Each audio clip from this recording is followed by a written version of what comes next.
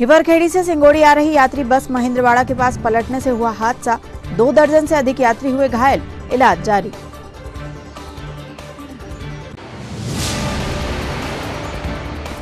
भाजपा किसान मोर्चा के प्रदेश अध्यक्ष दर्शन सिंह चौधरी पहुंचे छिंदवाड़ा। पत्रकार वार्ता में किसानों के लिए केंद्र व राज्य सरकार के कार्य बताए।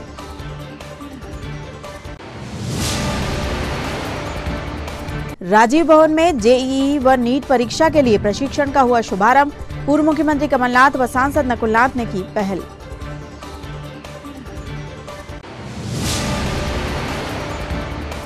और आमजन को सुलभ न्याय दिलाने नेशनल लोक अदालत का हुआ आयोजन। बड़ी संख्या में निपटे न्यायालय में लंबित प्रकरण।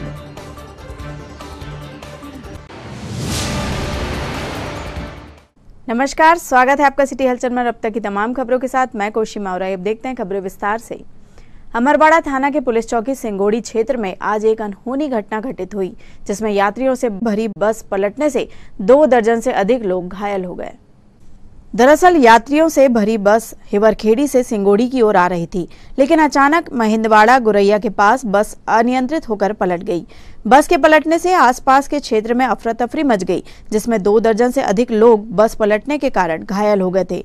क्षेत्र के ग्रामीणों की मदद से बस के अंदर फंसे यात्रियों को बाहर निकाला गया और गंभीर घायलों को तुरंत ही 108 एम्बुलेंस की मदद से प्राथमिक स्वास्थ्य केंद्र सिंगोड़ी पहुंचाकर वहां पर प्राथमिक चिकित्सा देकर गंभीर घायलों को जिला चिकित्सालय छिंदवाड़ा की ओर रेफर किया गया। गनीमत रही कि इस गंभीर दुर्घटना में किसी की मृत्यु नहीं हुई। सूचना लगते ही सिंगोड़ी पुलिस चौकी प्रभारी अभिषेक प्यासी सहित समस्त पुलिस स्टाफ, थाना प्रभारी मोहन सिंह मर्सकोले सहित प्रशासनिक अधिकारी कर्मचारी ने मौके पर पहुंचकर घायलों को उपचार के लिए अस्पताल पहुंचाया तथा वाहन को जेसीबी की मदद से सड़क से अलग करवाया गया। अभी जो बस है उसमें कम से कम 20 से 22 लोग घायल हैं, जिनको सिंगोड़ी अस्पताल पहुंचाया गया है और उसमें से गंभीर घायल 7 लोग अभी जिला अस्पताल पहुंच चुके हैं और लगातार उनका वहाँ इलाज किया जा रहा है। जो समझ में आ रहा है कि गंभीर घायल है उनको लगातार रेफर किया जा रहा है। जो घायल है मैडम, उनको शासन से क्या मदद मिलेगी? जो सब प्रथम दृष्टया तो उनको अच्छा इलाज कराया जा रहा है जिला अस्पताल में। वहाँ भी हमारे जिलाधिकारी मौजूद हैं और जो उसमें सहायता राशि का प्रावधान हो सकेगा वो मदद। ये बस है CG06C 8855। ये हिवरखेड़ी से सिंगोड़ी तरफ आ रही थी, जिसमें 20 से 25 सवारी बैठे हुए थे और यहाँ पर गुरैया गांव के पास ये बस पलट गई है, जिसमें 14-15 लोग घायल हुए, जिनको प्राथमिक उपचार हेतु अस्पताल भेज दिया गया है और वैधानिक कार्रवाई की जाए। सर, एक बस कहाँ से कहाँ जा रही थी? बस सिंगोड़ी आ रही थी हिवरखेड़ी तरफ से और ये रास्ते में यहाँ पलट।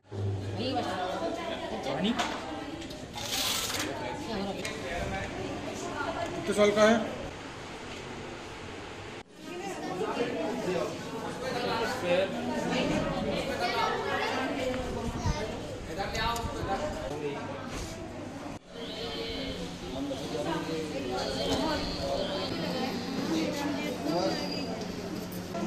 बच्चा है ना? क्या उम्र है इसकी? उम्र वही 14 रहेगी ना।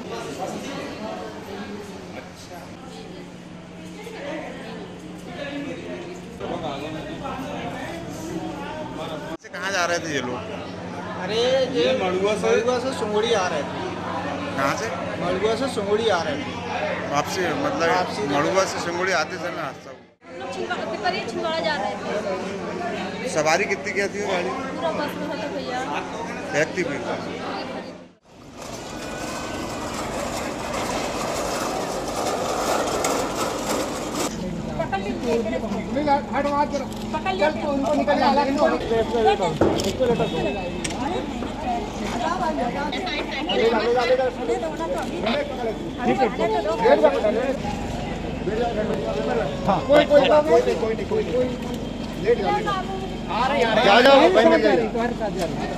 एक स्ट्रेचर और ले जल्दी।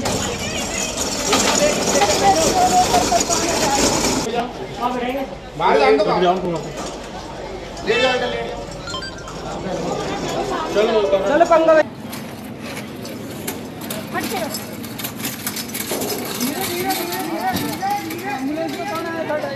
कितने लोग लाए थे? 3, 2, 5 एक 6 लोग हैं। 3 को 5 और 6 होगा। ये कहाँ की एम्बुलेंस है तुम्हारी? नहीं जानते हो मेरे को।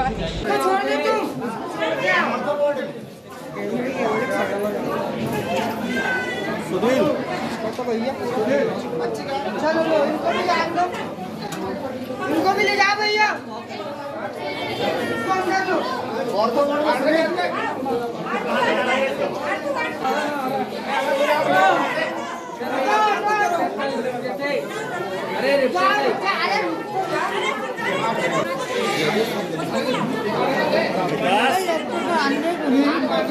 क्या कर रहा हूँ मैं?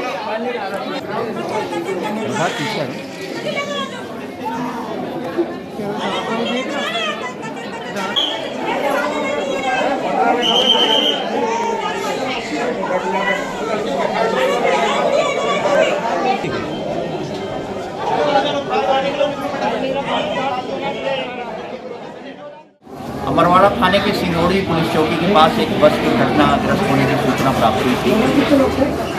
अमरवाड़ा के तहसीलदार, सिंगोड़ी चौकी प्रभारी और पूरी टीम के साथ तत्काल मौके पर पहुंचे थे। एम्बुलेंस वगैरह पहुंच गई थी। 3 बच्चे, 3 महिलाओं और 1 पुरुष को ज़्यादा चोट आने के कारण छिंदवाड़ा जिला अस्पताल में रेफर किया गया था। नगर पुलिस अधीक्षक और मैं स्वयं जिला अस्पताल में उपलब्ध हैं। यहाँ पे पूर्व में हम पहुँच गए थे। सिविल सर्जन भी साथ में है, डॉक्टरों की टीम है और यहाँ पे अभी जो 7 लोग आए हैं उनका उपचार किया जा रहा है। बाकी लोगों को अभी मामूली चोट आने की सूचना प्राप्त हुई है, जिनको सिंगोड़ी के सिविल अस्पताल में उनका इलाज किया जा रहा है। आवश्यकता अनुसार आगे इलाज किया जाएगा। आरटीओ भी, छिंदवाड़ा जिले की आरटीओ मौके पर हैं और वो भी पूरी जांच कर रही हैं उसके संबंध में। घटनास्थल पे अभी हमारी टीम है और वहाँ से सारे लोगों को सिंगोड़ी के अस्पताल में या जिला चिकित्सालय में भेजा जा चुका है। सभी का उपचार किया जा रहा है। भारतीय जनता पार्टी किसान मोर्चा के प्रदेश अध्यक्ष दर्शन सिंह चौधरी आज छिंदवाड़ा पहुंचे। यहां उन्होंने भाजपा कार्यालय में पत्रकारों से चर्चा करते हुए केंद्र व राज्य सरकार द्वारा किसानों के हित में किए जा रहे कार्यों को ऐतिहासिक बताते हुए आगे भी किसानों के हित में कार्य करने की बात कही। इस अवसर पर भाजपा किसान मोर्चा प्रदेश मंत्री संजय सक्सेना, किसान मोर्चा जिला अध्यक्ष संजय पटेल, महामंत्री अलकेश साव, प्रदीप चौधरी, भाजपा के जिला मीडिया प्रभारी संदीप सिंह चौहान सहित अन्य कार्यकर्ता उपस्थित थे। राज्य की सरकारें काम कर रही, बल्कि किसान भी उसमें सहभागी बन रहा है और इसके लिए लगातार मध्य प्रदेश ने कई रिकॉर्ड बनाए। 7 किसान वार्ड एक साथ पाने का काम लगातार किसी ने किया, मध्य प्रदेश में किया है। तो वो भी ऐसे समय जब एक समय महामहिम राष्ट्रपति अब्दुल कलाम जी ने कहा था कि मेरे देश का किसान का बेटा किसान नहीं बनना चाह रहा, कोई भी किसान अपने बेटी का विवाह किसान के घर में नहीं करना चाह रहा। ऐसी स्थिति में उबार कर लाना, तो मूल मंत्र जो हमारे पार्टी का जो विजन रहा है, कांग्रेस और हम में अंतर यही रहा कि उनने 56% जीडीपी की हिस्सेदारी जो खेती किसानी की थी, उस जीडीपी की हिस्सेदारी को समेट के 6% पे लाने का काम किया। लेकिन हमने जिस विजन से काम किया है कि किसान को मूलतः 4 विषयों को लेकर, सबसे पहले उसको फसल की लागत को कम करना, उसके उत्पादन को बढ़ाना, उसको उचित दाम दिलवाना और यदि उसको कोई नुकसानी होती है तो नुकसानी के समय उसको संबल रहे, भरपाई की गारंटी रहे। इन चारों नीतियों पर मध्य प्रदेश और देश की सरकार ने काम किया और पहला बड़ा परिवर्तन RBC 64, जिसको किसानों की गीता कहा जाए तो कम होगा, उस RBC 64 में किसी ने बदलाव 50 सालों तक उसकी ओर किसी ने चिंतन नहीं किया। मध्य प्रदेश में पहली बार बदलाव हुई तो माननीय शिवराज सिंह जी के कार्यकाल में हुई।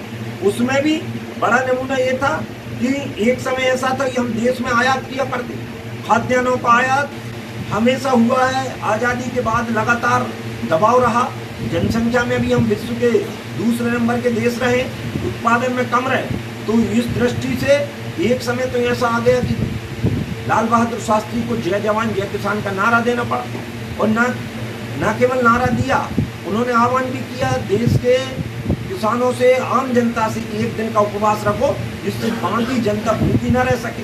और विदेश से जो गेहूँ आता था वो लाल गेहूँ था, उसको पशु तक नहीं खा पाते और उस पशु न खाने के एवज में हमको कई करेंसी देनी। देश है देश का, इसने एक गौ माता, देसी गौ माता के पालन पर 10,800 रुपया देने का काम, 900 रुपया प्रति माह देने का काम किसी ने किया है तो मध्य प्रदेश की यशस्वी सरकार ने किया है। हम देखा बीमा की विसंगति को दूर करने का काम केवल खरीफ फसल पर 7,618 करोड़ रुपया एक सिंगल क्लिक में दिए। उसके पहले 2,876 करोड़ रुपया देकर टोटल 10,494 करोड़ रुपया किसी ने दिए हैं। तो मध्य प्रदेश में ये देश का अनूठा उदाहरण है। इस प्रकार की सहायता देकर किसानों का विश्वास जगाया और नवाचार के लिए प्रेरित अभी प्राकृतिक खेती को लेकर पूरे भारत में एक वातावरण बना है। वो मध्य प्रदेश अग्रणी भूमिका निभा रहा है। जैविक की दृष्टि से भी हम देश में मध्य प्रदेश नंबर 1 पर है और उसी को हम प्राकृतिक खेती के माध्यम से नीचे ले जाएंगे। आपके माध्यम से हम यही कहना चाहते हैं कि संरक्षण की दिशा में हो। अभी जो अमृत सरोवर बनाने की योजना की एक जिले में इस धरती मैया को प्यास को, क्योंकि हम विकास एक तरफ कह रहे हैं, दूसरी तरफ पानी का लेवल। इसी छिंदवाड़ा में आज से मुझे 10-12 साल पहले गोदान याद, मैं यहाँ खेत में गया एक में तो 700 से 800 फीट पर भी पानी नहीं था, नीचे पत्थर है आपके यहाँ। तो ये बुरी हालत हमने देखी। तो पानी का संरक्षण कैसे हो सकता है। आज स्थानीय राजीव कांग्रेस भवन में जेईई और नीट परीक्षा के प्रशिक्षण का शुभारंभ किया गया। प्रशिक्षण के शुभारंभ अवसर पर मुख्य रूप से सोनी कंप्यूटर एजुकेशन से कीर्ति सोनी, मनोज सोनी, जिला कौशल विकास समन्वयक आतिश ठाकरे, रोहित वर्मा, संदीप नागवंशी, विश्वेश चंदेल, माधव यादव, बसंता वाड़बुदे, आदित्य सेठे उपस्थित रहे। जेईई और नीट परीक्षा की तैयारी करने के लिए अक्सर जिले के बच्चों को महानगरों की ओर रुख करना पड़ता था। बड़े शहरों में कोचिंग की महंगी फीस अदा करने के साथ ही अन्य खर्चों को पूरा करने की क्षमता प्रत्येक पालक में नहीं होती। ऐसे में जेईई और नीट की चाह रखने वाले विद्यार्थियों के सपने ना टूटे, इसके लिए स्थानीय स्तर पर ही जेईई व नीट की परीक्षा की तैयारी पूर्व मुख्यमंत्री कमलनाथ व सांसद नकुलनाथ के प्रयासों से करवाई जा रही है। प्रशिक्षण प्राप्त करने के लिए जिले के हजारों विद्यार्थियों ने पंजीयन कराया है। इनमें से सैकड़ों छात्र छात्राओं को ऑनलाइन व ऑफलाइन प्रशिक्षण दिया जाएगा। इसकी वजह से कमलनाथ जी और नकुलनाथ जी, और उससे बड़े काम की बात बता दो, टीसीएस जो है हमारे देश की नंबर 1 कंपनी है आईटी, और तीसरे नंबर की जो बड़ी आईटी कंपनी देश की है वो है एचसीएल। जिसपे हमने गांव-गांव में जाकर पूछा कि उनके पास में स्मार्टफोन है कि नहीं, स्मार्ट डिवाइसेस है कि नहीं। अगर स्मार्ट डिवाइसेस है तो वो लोग यूज़ कर रहे हैं कि नहीं, इंटरनेट यूज़ कर रहे हैं कि नहीं। जिससे हमको पता चला जो रूरल एरिया है वहाँ पे अभी जो लोग हैं वो स्मार्ट डिवाइसेस यूज़ कर रहे हैं। अब हम लोग की पहल के थ्रू और लोग जुड़ रहे हैं और स्मार्टफोन यूज़ कर रहे हैं, इंटरनेट यूज़ कर रहे हैं। लेकिन अभी भी कुछ लोग ऐसे हैं जिन लोग की पढ़ाई के कारण या फिर उनको नॉलेज नहीं है तो वो लोग यूज़ नहीं कर रहे हैं। तो उनको हम लोग का ये टारगेट है कि नेक्स्ट उनको बताना है कि वो लोग कैसे इसको ऑपरेट करें। आज स्थानीय राजीव भवन में माननीय कमलनाथ जी, पूर्व मुख्यमंत्री मध्य प्रदेश शासन, और हमारे युवा लाडले सांसद नकुलनाथ जी के निर्देश पर जेईई और नीट की निःशुल्क कोचिंग का शुभारंभ किया गया। लगभग 465 बच्चों ने इसमें ऑनलाइन पंजीयन कराया था और वो आज कांग्रेस कार्यालय पहुंचे और यहाँ से उसका विधिवत शुभारंभ किया गया। जैसा कि आप जानते हैं, माननीय कमलनाथ जी और नकुलनाथ जी की सोच है कि शिक्षा और रोजगार से छिंदवाड़ा जिले के युवाओं को अवसर मिलते रहे, क्योंकि उनकी हमेशा से प्राथमिकता रही है कि छिंदवाड़ा का बच्चा शिक्षा से वंचित ना हो, रोजगार से वंचित ना हो, और समय समय पर यह सारे कार्यक्रम चलाए जाते हैं। साथ ही एचसीएल, टीसीएस और जितने भी कौशल विकास केंद्र जो छिंदवाड़ा में खोले गए हैं, उनके माध्यम से भी हजारों छात्र छात्राओं को प्रशिक्षण उपरांत रोजगार के अवसर मिल रहे हैं। उसी कड़ी में आज जेईई और नीट में बच्चे जो बाहर जाके आर्थिक कमजोरी के कारण प्रशिक्षण प्राप्त नहीं कर पाते, उनके लिए यह व्यवस्था की गई है, जिसमें जिले भर के छात्र यहाँ सम्मिलित हुए और इसका लाभ लेते हैं। मध्य प्रदेश राज्य विधिक सेवा प्राधिकरण जबलपुर के निर्देशानुसार परस्पर समझौते के आधार पर आमजन को त्वरित एवं सुलभ न्याय दिए जाने के उद्देश्य से आज नेशनल लोक अदालत का आयोजन जिला न्यायालय छिंदवाड़ा सहित समस्त तहसील न्यायालयों में किया गया। छिंदवाड़ा जिला न्यायालय में नेशनल लोक अदालत का शुभारंभ प्रधान जिला न्यायाधीश जितेंद्र कुमार शर्मा के द्वारा गांधी जी की प्रतिमा पर माल्यार्पण तथा दीप प्रज्वलित कर किया गया। इस अवसर पर अन्य न्यायाधीश गण व अधिवक्ता गण उपस्थित रहे। नेशनल लोक अदालत में बड़ी संख्या में मोटर दुर्घटना, चेक बाउंस, राजीनामा योग्य दांडिक प्रकरण, व न्यायालय में लंबित प्रकरणों के साथ प्रीलिटिगेशन के प्रकरणों का निराकरण किया गया।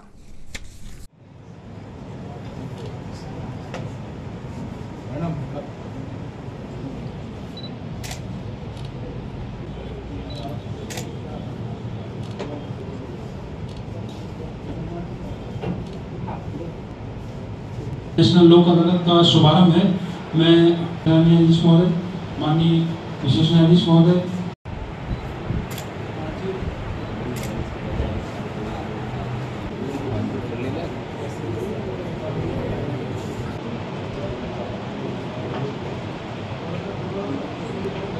कंपनी के अधिकारियों का भी सहयोग रहा, भोजन का भी सहयोग रहा। उम्मीद है इस बार भी ऐसी अच्छी लोक अदालत रहेगी। अभी तक काफी सभी ने सहयोग किया है, आगे और सहयोग की अपेक्षा है। सभी लोगों से यही आग्रह है कि सभी लोग यथासंभव पूरे प्रयास करें, इसी कारण ज़्यादा संपर्क हो सके। यही उम्मीद है और विश्वास भी है कि कहीं न कहीं निश्चित अच्छे परिणाम आएगा इसी आशा के साथ। भारतीय जनता पार्टी खेल प्रकोष्ठ के प्रदेश संयोजक श्रवण मिश्रा 2 दिवसीय प्रवास पर छिंदवाड़ा पहुंचे हैं। उन्होंने आज स्थानीय सर्किट हाउस में पत्रकारों से चर्चा की। इस अवसर पर भाजपा जिलाध्यक्ष विवेक बंटी साहू ने भी पत्रकारों से चर्चा की तथा यहां खेल कैलेंडर का विमोचन भी किया गया। भाजपा खेल प्रकोष्ठ के प्रदेश संयोजक श्रवण मिश्रा ने पत्रकारों से चर्चा में कहा कि हमारा भारत युवा भारत है और भाजपा की सरकार युवाओं को आगे बढ़ाने का काम करती है। भाजपा सरकार खेल के क्षेत्र में खिलाड़ियों के लिए बेहतर व्यवस्था बना रही है। पहले खिलाड़ी संसाधनों के अभाव में राष्ट्रीय और अंतर्राष्ट्रीय स्तर पर नहीं पहुंच पाते थे। अब भारत के प्रधानमंत्री नरेंद्र मोदी और मध्य प्रदेश के मुख्यमंत्री शिवराज सिंह चौहान द्वारा उपलब्ध कराई जा रही सुविधाओं और सहायता से गरीब खिलाड़ी भी उच्च स्तर पर खेल पा रहे हैं। इस अवसर पर भाजपा के जिला मीडिया प्रभारी संदीप सिंह चौहान, मंडल अध्यक्ष रोहित पोफली, अंकित सोनी, संदीप रघुवंशी, अनुज मल्होत्रा सहित अन्य भाजपा नेता व कार्यकर्ता उपस्थित थे। भारतीय जनता पार्टी से जोड़ने के लिए भी हम लोग यह प्रयास करेंगे। प्रदेश स्तर पर कुछ लक्ष्य दिया गया है कि बड़ी संख्या में खेल के माध्यम से युवाओं को जोड़ें, भारतीय जनता पार्टी की विचारधारा जोड़ें, भारतीय जनता पार्टी के साथ उनको लाएं। इसको लेकर के छिंदवाड़े में भी हम लोग प्रयास कर रहे हैं और कल इस बारे में विस्तृत चर्चा होगी। आज सम्माननीय संयोजक जी के साथ बैठकर के प्रेस कॉन्फ्रेंस इसलिए आयोजित हो रही है कि हम अपनी गतिविधियाँ बता सकें और युवाओं को एक संदेश कि पूरे प्रदेश में और जिले में हम लोग खेल गतिविधि के माध्यम से लोग युवाओं की जो प्रतिभाओं के धनी हैं, जिस भी खेल में हैं, उस खेल के माध्यम से उन्हें एक बड़ा प्लेटफॉर्म देंगे, चाहे प्रदेश स्तरीय हो चाहे राष्ट्रीय। हम ये सुविधाएँ नहीं दे पाते थे, उन सुविधाओं उन खिलाड़ियों को ध्यान में रखते हुए इस कार्य योजना बनाई गई है। जो आने वाले समय में मध्य प्रदेश के जो भी परंपरागत गेम है जहाँ पे वो सुविधाएं नहीं है, वो कहीं न कहीं भारतीय जनता पार्टी खेल प्रकोष्ठ के वार्षिक खेल कैलेंडर के माध्यम से हम उन तक पहुँचेंगे और उनको हम ये कार्य योजना के माध्यम से एक प्लेटफॉर्म, एक स्पोर्ट्स एक्टिविटी की सुविधाएँ और उनको जो भी मेडिकेशन या जो भी एकेडमिक व्यवस्थाएँ हैं वो भारतीय जनता पार्टी खेल प्रकोष्ठ कराने के लिए प्रतिबद्ध है। और जो ये खेल कैलेंडर है ये ग्राम पंचायत से लेकर विधानसभा स्तर, आखिरी जिला स्तर, उसके बाद ये संभाग स्तर और उसके बाद ये साल में एक बार राज्य स्तरीय खेलकूद प्रतियोगिता मध्य प्रदेश भोपाल में होगी, जो कई गेमों को एक साथ संचालित करेगी और उसमें जो उत्कृष्ट खिलाड़ी और उनको शासन के माध्यम से सूचना दी गई थी और उन्होंने अपना परफॉर्म करके उनका डाटाबेस हमारे पास जिले प्रशासन के पास उपलब्ध है। और उसके अलावा भी जो खेल प्रकोष्ठ के माध्यम से जो हम खेल गतिविधियाँ करा रहे हैं उसमें सेलेक्टर रहेंगे, हर गेमों के एक सेलेक्टर और चयन समिति रहेगी जो उसमें एक्स्ट्रा परफॉर्मर रहेगा, उसको समिति और एकेडमिक व्यवस्थाओं के लिए चयन करके हम यहाँ से भोपाल या जो भी सुविधाएं होंगी वहाँ लेके जाएंगे। कोई एप्लीकेशन का प्रोसेस है इसमें? इसका एक फॉर्मेट तैयार हो रहा है, उसमें ऑनलाइन ऑफलाइन दोनों प्रक्रिया है, जिसको हम अभी संसदीय क्षेत्र खजुराहो लोकसभा में ये है और 12 दिन के अंदर वहाँ 17,600 बच्चे हमसे कनेक्ट हुए और उसमें ऐसे भी बच्चे कुछ आदिवासी बच्चे आए हैं जो 14 वर्ष की उम्र में 10.23 में 100 मीटर निकाल के आ रहे हैं। अगर मुझे जहाँ तक पता, मैं खुद भी एक खिलाड़ी रहा हूँ, लीडर दे रहा हूँ, तो मुझे जो समझ में आ रहा है कि आने वाले समय में अगर इस बच्चे को सही व्यवस्थाएं उसको सही टेक्निक दे दी जाएगी तो वो इंडिया प्रेजेंट करेगा। जरूरत पड़ने पर लोगों को साई जाना पड़ता है, इंदौर जाना पड़ता है, अपने पैसे भी खर्च करने पड़ते हैं। तो यहाँ की प्रतिभाओं को यहीं कुछ ऐसा मिल जाए तो वो आप करना। इसके लिए मैं बिल्कुल प्रयास करूँगा। एक बार अध्यक्ष जी प्रपोजल बना के देंगे डायरेक्टर स्पोर्ट्स के नाम से, तो हम कोशिश करेंगे कि जल्द ही जो भी हमारे पास ग्राउंड है उसको विकसित करके और यहाँ खिलाड़ियों को पुराना छापाखाना क्षेत्र में आज शहर कांग्रेस कमेटी के तत्वावधान में महंगाई एवं भाजपा की गलत नीतियों के विरोध में धरना प्रदर्शन किया गया। विरोध प्रदर्शन के दौरान मध्य प्रदेश कांग्रेस कमेटी के उपाध्यक्ष पंडित गंगा प्रसाद तिवारी, शहर कांग्रेस अध्यक्ष पंकज शुक्ला, समन्वयक आनंद बख्शी, जीत अरोरा, केशव साहू सहित महिला कांग्रेस की पदाधिकारी, कांग्रेस के समस्त जोन प्रभारी व अन्य कार्यकर्तागण उपस्थित रहे। हमारे कांग्रेस परिवार के वरिष्ठ जन, आदरणीय हमारे प्रदेश के उपाध्यक्ष गंगा तिवारी जी और हमारे समस्त कांग्रेस परिवार के समस्त वरिष्ठ जन, मातृशक्ति, आप सभी लोगों को मैं नमन करता हूं। सम्मानीय साथियों, इन लोगों ने इस कदर की महंगाई बढ़ा दी है कि आज मध्यम वर्गीय परिवार का आज खाना पीना हराम हो गया है। साथियों, गरीब की थाली से इन लोगों ने गरीब का निवाला छीना है। सम्मानित साथियों, मध्यम वर्गीय परिवार को इन लोगों ने आज भूखा मार दिया है। खाऊंगा मैं खाने दूंगा, यहाँ से शुरुआत हुई। वास्तव में आज साल में इसने स्थिति ला दी कि ना खुद खा रहा है ना गरीब को निवाला खाने दे रहा है। ये सिलेंडर रखा है, ये महंगाई का प्रतीक है। जब हम 350 रुपए में सिलेंडर देते थे, अब भारतीय जनता पार्टी के लोग सिलेंडर को आग नहीं लगाते।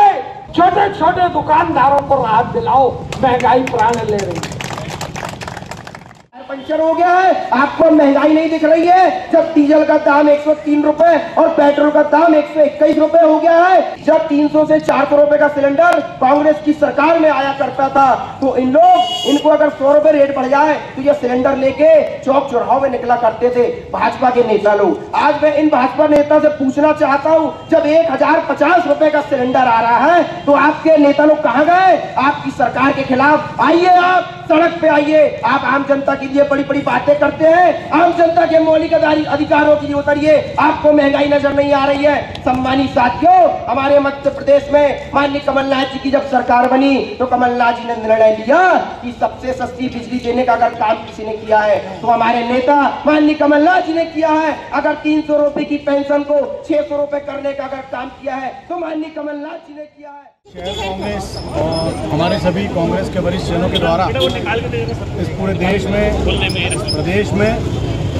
जो महंगाई ने आतताई रूप धारण किया है, उसके विरोध में यहाँ पर एक आम जनता के बीच में धरने का कार्यक्रम रखा था, जिसमें हमारे वरिष्ठ नेता आदरणीय गंगा प्रसाद तिवारी जी, आनंद बख्शी जी, केशव साहू जी, जीत अरोरा जी, सभी हमारे वरिष्ठ साथी यहाँ उपस्थित हुए। महिला कांग्रेस भी उपस्थित हुई। आज सभी ने आम जनता को इस बात से प्रेरित कराया कि हम कहीं और मामले में उलझाए जा रहे हैं और महंगाई जो है ये हमारे सिर पर तांडव मचा रही है, जिसका परिणाम स्वयं भाजपा के लोग भी भोग रहे हैं, लेकिन बताने में अक्षम है। वही चीज़ बताने आज कांग्रेस के हमारे सभी कार्यकर्ता इस चौक पर उपस्थित हुए। ऐसा ही कार्यक्रम हमने पूरे शहर में बनाया। हर चौक चौराहे पर जाकर भारतीय जनता पार्टी की गलत नीतियों का विरोध करेंगे। आम जनता के जो दैनिक उपयोग में आने वाली चीज़ें हैं, जिनका भयानक रूप से जिनकी महंगाई बढ़ाई गई, उसका विरोध करेंगे और आम जनता हमारे साथ में खड़ी हो रही है। आज इस प्रदर्शन से हम कुछ समझ गए। देश में गेहूं की बढ़ती कीमत को देखते हुए सरकार ने इसके निर्यात पर रोक लगा दी है। गेहूं को प्रतिबंधित श्रेणी में रखा गया है। एक नोटिफिकेशन में सरकार ने कहा है कि देश की खाद्य सुरक्षा के मद्देनजर यह कदम उठाया गया है। इसके पूर्व भारत सरकार द्वारा लगातार गेहूं के निर्यात को बढ़ावा देने की बात कही जा रही थी।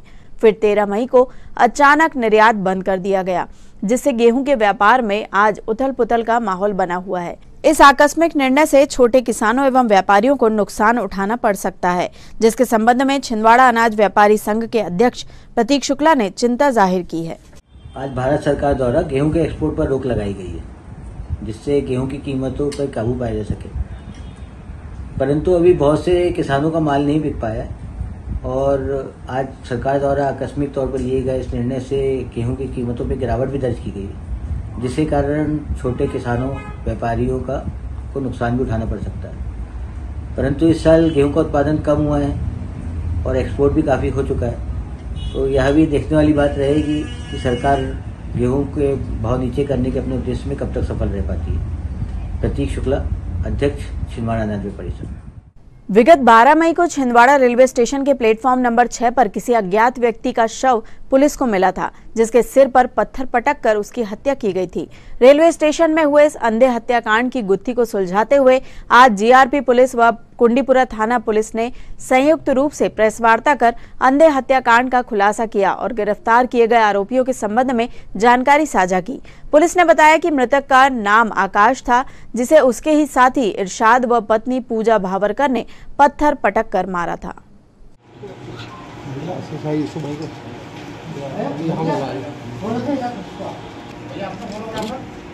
सब लोग एक बार फोटो मार दो।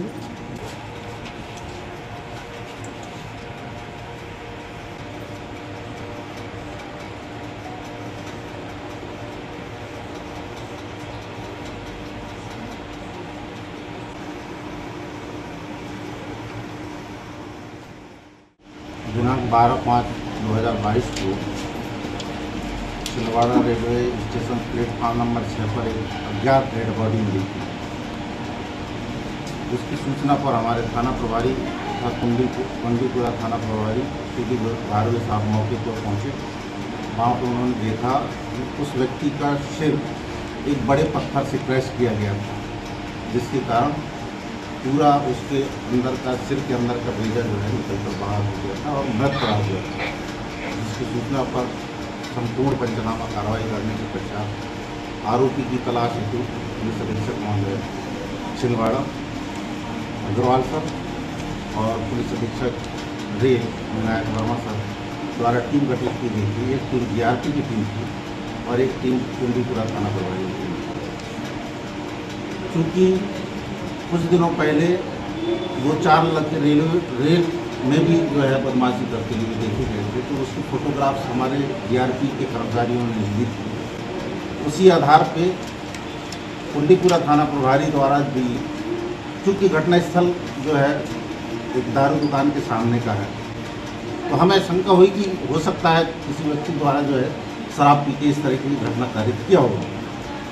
जब वहाँ पहुँचे तो दारू दुकान के पास अंडे वाले और गुपचुप वालों से पूछताछ की, तब हमें पता चला कि इरशाद नाम का व्यक्ति और आकाश, ये दोनों का आपस में विवाद हुआ था और गुपचुप और अंडे वालों के साथ इन्होंने अभद्रता भी की। जब इरशाद का फोटोग्राफ मिला हम कुंडीपुरा थाना प्रभारी को इरशाद का फोटोग्राफ दिया, तो पता चला कि यह बहुत बड़ा बदमाश है कुंडीपुरा थाना का। इस आधार पर हमें शंका जाहिर हुआ कि इसी ने घटना कार्य किया होगा। और उसके बाद जो है जब हम उसको पकड़ के लाए और उसकी मिसेस जो सेकंड मिसेस है उसको पकड़ के लाए, तब पता चला कि उसी ने ही आकाश को करीब 28 किलो 300 ग्राम पत्थर पटक कर जो है हत्याकारित किया। इस पूरी घटना करने का कारण, चूँकि ये दोनों दोस्त थे और इनका इस लड़के का मृतक का जो है उसके परिवार में आना जाना लगा रहता था, तो उसका जो पति है उस एक तो शंका भी करता था और दूसरा उसके घर से पासबुक और आधार कार्ड और कुछ पैसे ये चोरी कर लिया था। इसी का विवाद जो है यहाँ पे रेलवे स्टेशन के सामने हुआ और मौका देख के उसकी पत्नी और वो मोहम्मद इरशाद अंसारी दोनों जो है रेलवे प्लेटफार्म पर ले गए और उसकी हत्या कर दी। आरोपी हत्या करने के बाद आरोपी अपने घर गया और जितने उसके टी शर्ट और पैंट था जिसमें ब्लड के छींटे लगे थे, उन्होंने त्रिलोक नगर में ही एक नाली में फेंक दिया था, वो भी हमने बरामद कर लिया है। आरोपी को गिरफ्तार कर लिया। आज न्यायालय पेश। छिंदवाड़ा कलेक्टर कार्यालय के 35 नंबर कमरे में स्थित नजारत शाखा में आज अचानक अज्ञात कारणों से आग लग गई, जिससे वहां थोड़ी देर के लिए अफरा तफरी का माहौल बन गया। वहीं कर्मचारियों की सूझबूझ के चलते जल्दी ही आग पर काबू पा लिया गया, जिससे कोई बड़ा नुकसान नहीं हुआ, क्योंकि इस शाखा में कई महत्वपूर्ण दस्तावेज रखे होते हैं जो आग की चपेट में आने से बच गए। अग्नि दुर्घटना में वहां रखी मात्र एक कुर्सी जली है। कर्मचारियों ने बताया कि आग किस कारण से लगी यह बात उनकी जानकारी में नहीं है।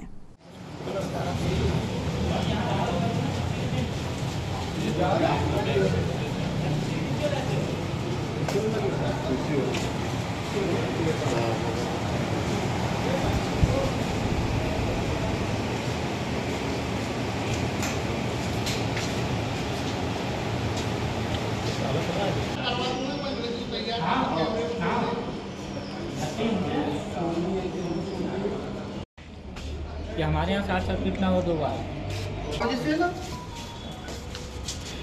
आओ साहब जी।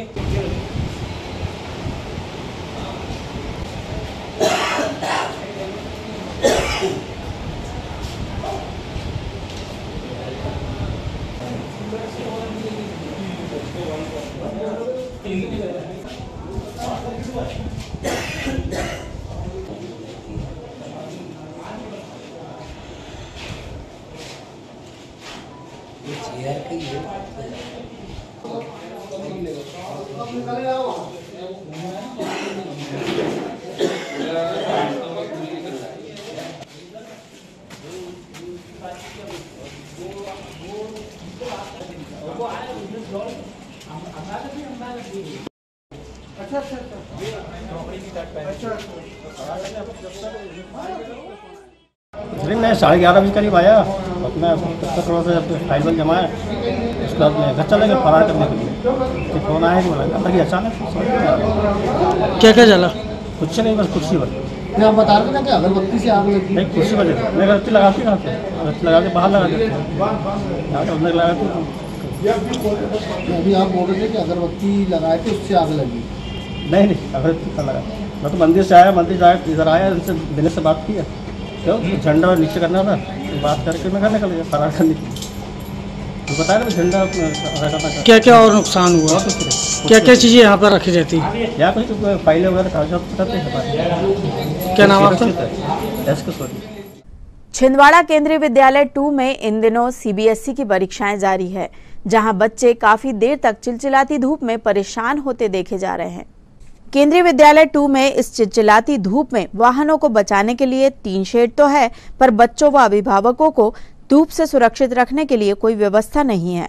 आलम यह है कि परीक्षा के लिए बच्चों को 9:30 बजे प्रवेश दिया जाता है, वहीं 12:30 बजे पेपर छूटता है। पेपर शुरू होने के पहले और बाद में ये बच्चे लगभग आधा घंटा तक चिलचिलाती धूप में बाहर रोड पर खड़े रहते हैं। प्रबंधन से जब इसके लिए पंडाल आदि की व्यवस्था के लिए पूछा गया तो उन्होंने बताया कि सीबीएसई द्वारा उन्हें केंद्र के बाहर ऐसी कोई भी व्यवस्था करने के निर्देश नहीं दिए गए हैं। जो भी व्यवस्थाएं हैं वो स्कूल प्रांगण के अंदर ही की जाती है। ये आपके केंद्रीय विद्यालय में परीक्षा सेंटर बनाया गया हुआ है।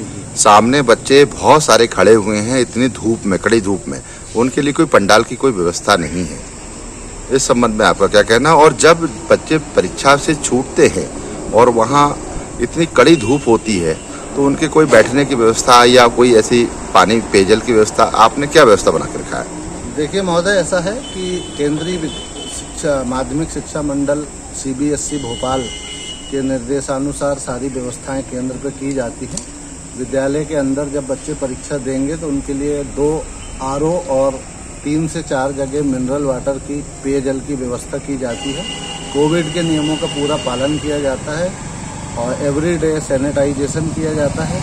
और रही बात विद्यालय में बच्चों के प्रवेश की और बाहर धूप होने की, तो सीबीएसई के द्वारा ऐसे कोई निर्देश कतई प्राप्त नहीं हुए जिनके आधार पर ये पता चले कि हमें विद्यालय के बाहर के क्षेत्रों में पंडाल इत्यादि की व्यवस्था करनी चाहिए।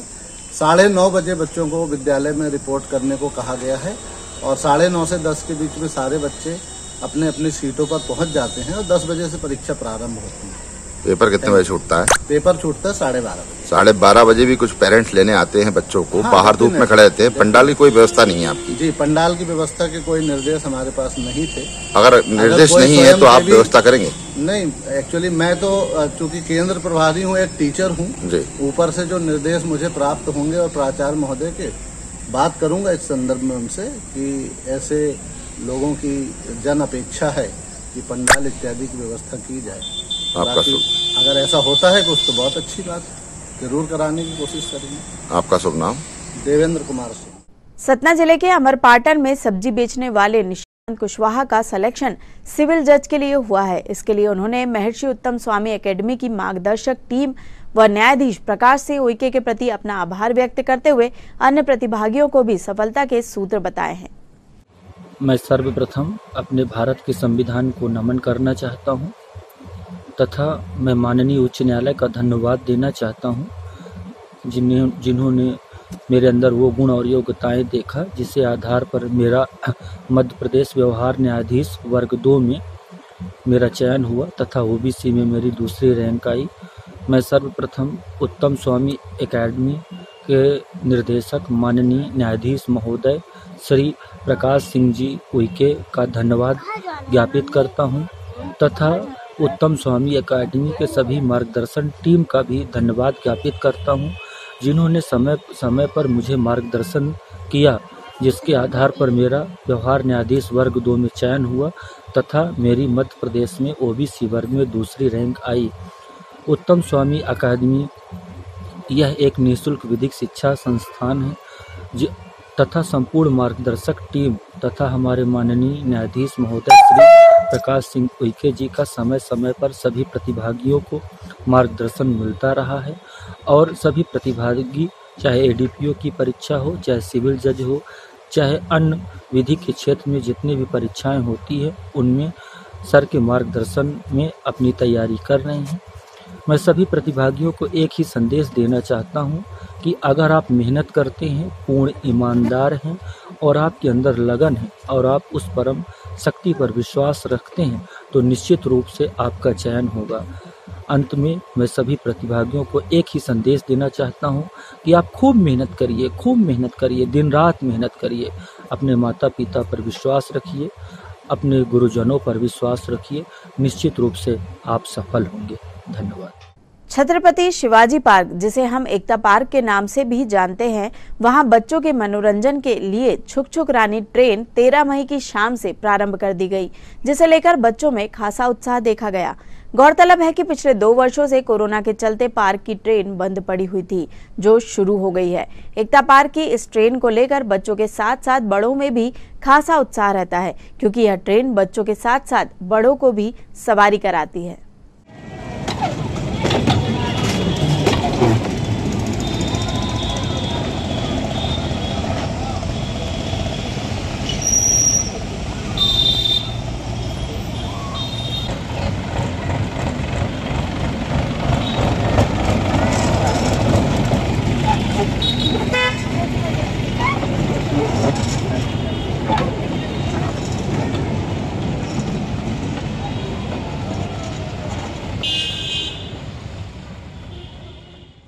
कोरोना काल से बंद पड़ी ट्रेन एकता पार्क में, जो कि 3 साल से बंद थी, जिससे बच्चे लोगों को घूमने वगैरह में दिक्कत जाती थी।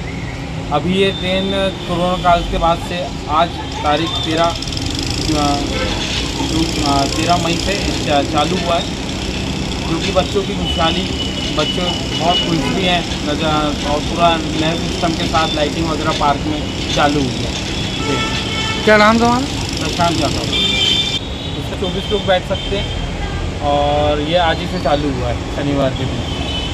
कोरोना के बाद से बहुत समय से बंद था, तो आज ही ये चालू हुआ। जिला बैडमिंटन संघ के द्वारा विगत 45 दिनों से टैलेंट सर्च स्पर्धा के माध्यम से बैडमिंटन खेल का प्रशिक्षण शिविर ओलंपिक स्टेडियम ग्राउंड के बैडमिंटन हॉल में जारी था, जिसका समापन 13 मई को फाइनल मुकाबले व पुरस्कार वितरण के साथ किया गया। प्रतियोगिता के समापन अवसर पर खिलाड़ियों के उत्साहवर्धन हेतु मुख्य अतिथि के रूप में भारतीय जनता पार्टी के खेल प्रकोष्ठ के प्रदेश अध्यक्ष श्रवण मिश्रा व कार्यक्रम के अध्यक्ष चौधरी चंद्रभान सिंह, स्पर्धा अध्यक्ष इंद्रजीत सिंह बैस उपस्थित थे। कार्यक्रम में अनुज पाटकर, कमलेश उइके, तरुण जैन, शिखर पांडे, पीयूष बत्रा, दीपक राज जैन, संदीप रघुवंशी, अंकित सोलंकी, कमलेश यादव, टीआर यादव सहित बैडमिंटन संघ के पदाधिकारी, खेल प्रेमी, जनप्रतिनिधिगण खिलाड़ियों के उत्साहवर्धन हेतु उपस्थित रहे।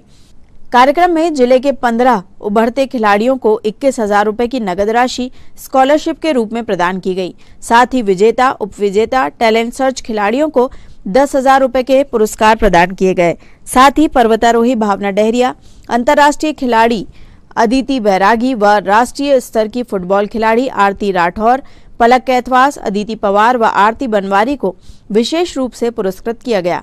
कैंप के दौरान प्रशिक्षकों द्वारा 20 बेस्ट खिलाड़ियों का चयन भी किया गया है, जिन्हें विशिष्ट अतिथियों द्वारा मेडल, ट्रॉफी से सम्मानित किया गया। बैडमिंटन चालू रहता है। बैडमिंटन एक ऐसा खेल है छिंदवाड़े में, यहाँ पे हमेशा कुछ न कुछ टूर्नामेंट होते रहते हैं। यानी छिंदवाड़ा जिले में 90% सिर्फ बैडमिंटन होता है, बाकी 10% दूसरे गेम्स होते हैं। और जो 1.5 महीने से यहाँ पे सभी को कोचिंग सिखाई जा रही है, जैसे नेशनल कोच जावेद भाई और सभी यहाँ पे कोचेस जो बच्चों को ट्रेनिंग दे रहे हैं, मेरे सभी बच्चों और पेरेंट्स से निवेदन है कि जो आपको यहाँ ट्रेनिंग दी गई, ये छोटी छोटी बारीका आपको सिखाई गई, इसे आप अमल नाम में लाएँ और हमेशा इसी उसमें खेलें, तो आप जरूर आगे बढ़ेंगे। और यहाँ जो आपने इतने दिन खेला, इसे रेगुलर करें। ये नहीं कि अपना यहाँ पे टूर्नामेंट वगैरह खेल लिए और घर पे जाकर अपना सब रोज आप लोगों को निवेदन है कि कुछ ना कुछ खेलें। शरीर के लिए भी आजकल बहुत ज़रूरी है खेलना, स्वास्थ्य के लिए बहुत ज़रूरी है आजकल, तो आप लोग सभी खेलें और पेरेंट्सों से भी मेरा निवेदन है कि बहुत जरूरी है। अभी हमने जब देखा जब कोरोना आया तो जितना इम्यूनिटी पावर कम था, फिर बहुत सारे लोग बीमार हो गए, और जिनका फिजिकल एक्टिविटीज अच्छी थी, इम्यूनिटी पावर अच्छा था, तो सब स्वस्थ रहे। और इसलिए हमारे शास्त्रों में निरोगी काया, शरीर स्वस्थ रहे। जब इलाज भी इतना महंगा हो गया, 5-10 लाख रुपए का इलाज कराओ और गोली दवाई खाकर पूरी जिंदगी बीमार पड़े। जो बीमार हो गया तो नरक नहीं समझना उसको, और नरक से बचना है तो जीवन में खेल कूद को, जो हमारे कुछ माता पिता यहाँ पर बैठे हैं, अच्छा कहीं जगह नहीं तो रस्सी कूद लो, उससे बड़ी कोई एक्सरसाइज नहीं। हमारा पूरा शरीर चल रहा है ऑक्सीजन के भरोसे चल रहा है। अगर ऑक्सीजन शरीर को पूरी मिलेगी तो आप कभी बीमार नहीं। मेरा आना हुआ, तो बहुत कम समय में बात हुई और बहुत कम समय में मन बन गया आने के लिए। तो आज मुझे यहाँ जो है देख के बहुत अच्छा लगा कि बच्चे यहाँ इतने छोटे बच्चे खेल की एक्टिविटीज में कनेक्ट हैं। बहुत हर्ष का विषय है कि छिंदवाड़ा जिले के जो हमारे सीनियर बैडमिंटन और स्पोर्ट्स अधिकारी हैं तो उतनी रुचि ले रहे हैं कि बच्चे ग्राउंड से आज भी कनेक्ट हैं। जीवन में कभी भी बड़ा बनना है, मन जब स्वस्थ होगा जब शरीर स्वस्थ होगा। तो आप जो है खेलों के माध्यम से अपनी गतिविधियां बनाए रखें। और आज ये जो बैडमिंटन का प्रशिक्षण सत्र का आखिरी सत्र है, शायद समापन सत्र है, तो ये सत्र समापन नहीं है, ये आपके प्रशिक्षण का समापन सत्र है। अब जीवन में इसकी शुरुआत करनी है, तो आप जो है ये प्रशिक्षण के बाद प्रतिदिन अपने जीवन में कम से कम 1 घंटे तो पर डे समय निकालना है, प्रतिदिन समय निकालना है कि आप खेलों को ग्राउंड को समय दें। आर्ट ऑफ लिविंग के संस्थापक गुरुदेव श्री श्री रविशंकर जी के 65वें जन्मोत्सव के अवसर पर छिंदवाड़ा इकाई के सदस्यों ने धूमधाम से उनका जन्मदिन मनाया। इस अवसर पर गुरु पूजा एवं महासत्संग के साथ कोविड लॉकडाउन में सेवा कार्य करने वाले विभिन्न सामाजिक संगठन, समाज सेवी सदस्यों, पत्रकारों व स्वास्थ्य कर्मी, जिनमें Covid ward boy, nurse, vaccination कर्मी, शव वाहन चालक, मोक्षधाम कर्मियों का स्वागत उत्कृष्ट सेवा सम्मान सर्टिफिकेट और मोमेंटो के साथ किया गया।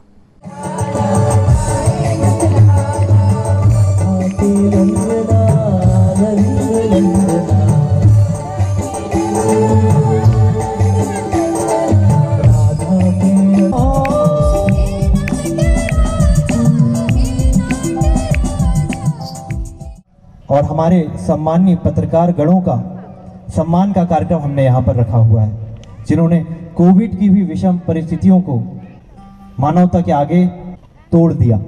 यहाँ से हम अपने सम्मान समारोह का कार्यक्रम प्रारंभ कर रहे हैं, लेकिन यह सम्मान समारोह भी हम 2 चरणों में संपन्न करेंगे। हमारे बीच कुछ सामाजिक संगठनों के प्रतिनिधि मौजूद हैं। लॉक कर दिया था, ना जाने कितने लोग उस समय पूरा करेगा। ऐसे में सिंधी समाज ने छिंदवाड़ा शहर में विभिन्न क्षेत्रों में राशन किट का वितरण किया। जहां ब्लड बैंक में रक्त की कमी जा रही थी, उस समय अनाज और राशन की किट का वितरण किया गया था।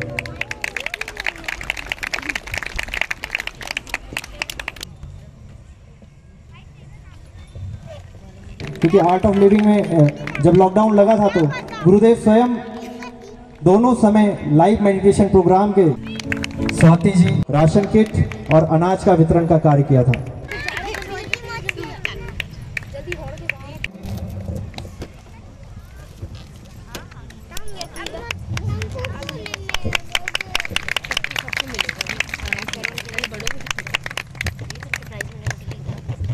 मोहित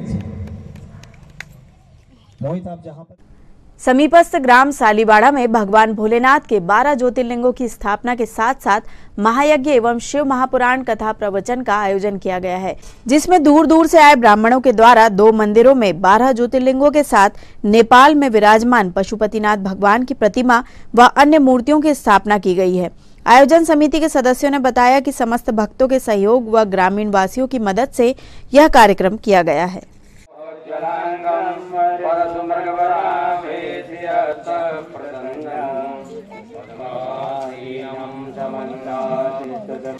सबके पास आ गया, हवन सबके पास आ गया है। सुप्रभातौ वंदे भगवन्तौ पुनः पुनः। निकालने के पीछे ये तो तैयार होंगे ना, उनके दंदरा के तैयार होने हो।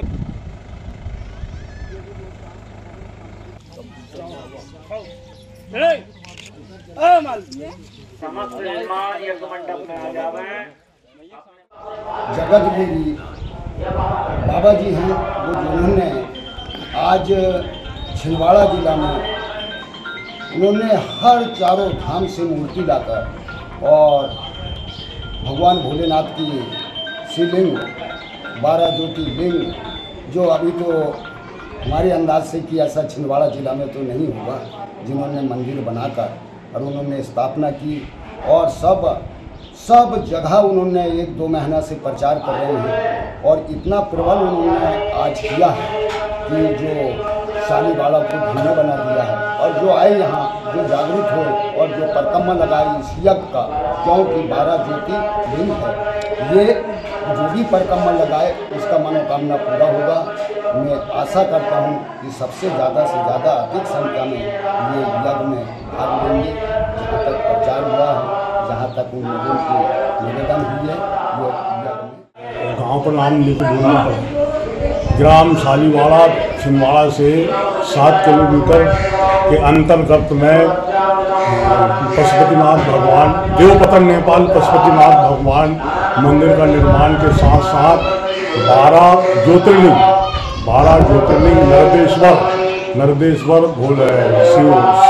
शिवलिंग नर्मदेश्वर शिवलिंग नर्मदा परिक्रमा से लाए गए पूरे 12 ज्योतिर्लिंग का निर्माण ग्राम सालीवाड़ा में हुआ है और साथ में श्री दादाजी परमहंस केशवानंद दादाजी धूने वाले हरिहर जी माँ नर्मदा रतनदास जी महाराज ग्राम आचरकुंड वाले गुरु महाराज का मंदिर निर्माण किया गया।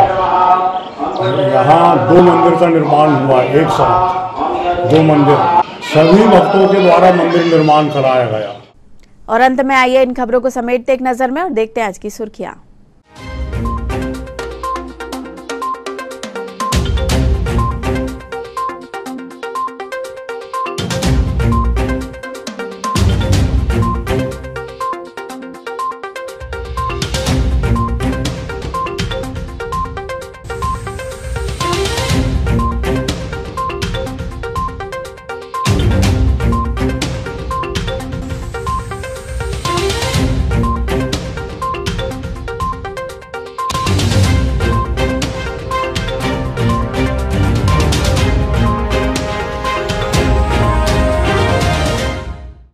चलते चलते एक बार फिर देख लेते हैं आज की हेडलाइंस।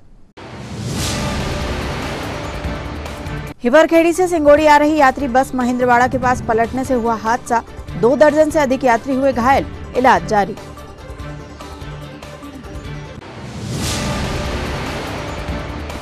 भाजपा किसान मोर्चा के प्रदेश अध्यक्ष दर्शन सिंह चौधरी पहुंचे छिंदवाड़ा, पत्रकार वार्ता में किसानों के लिए केंद्र व राज्य सरकार के कार्य बताए।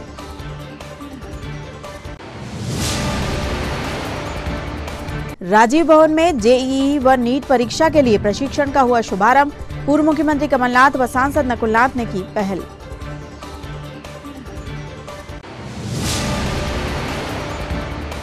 और आमजन को सुलभ न्याय दिलाने नेशनल लोक अदालत का हुआ आयोजन, बड़ी संख्या में निपटे न्यायालय में लंबित प्रकरण।